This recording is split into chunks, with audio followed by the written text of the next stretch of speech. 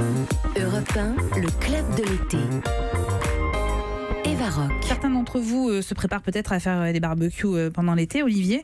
Et il y a une question qui se pose systématiquement. Est-ce qu'on sale sa viande avant de la cuire? Salé, Vrai poivré. ou faux? Alors, on en est où dans le sondage? On est à 63% qui disent non, 37% qui disent oui. Alors, on va tout de suite évacuer le problème du poivre. On ne poivre jamais sa viande avant de la cuire pour une bonne et simple raison, c'est que le poivre, au-delà de 60 degrés, vous en détruisez tous les arômes.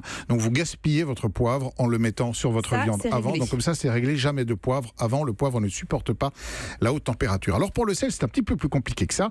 Et d'ailleurs, j'en profite pour faire un petit clin d'œil à Arthur Lequesne, qui est l'auteur d'un remarquable livre qui s'appelle le Manuel du garçon boucher, dans lequel il essaye de valider ou non scientifiquement un certain nombre de ces théories, et dans lequel j'ai beaucoup appris.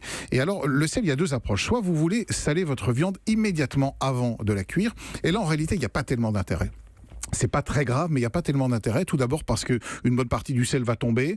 Et puis surtout, le sel, la vitesse de pénétration du sel dans la viande est pratiquement nulle. Donc vous allez garder un sel en surface et votre viande ne sera pas réellement salée. Vous serez obligé de ressaler l'intérieur après. En revanche, il a testé des choses qui sont extrêmement intéressantes. C'est de saler la viande très longtemps avant de la cuire. 24 heures, par exemple. Ah oui. Alors ça, c'est un vrai intérêt parce que le sel va enfin pouvoir pénétrer quelque peu dans la viande.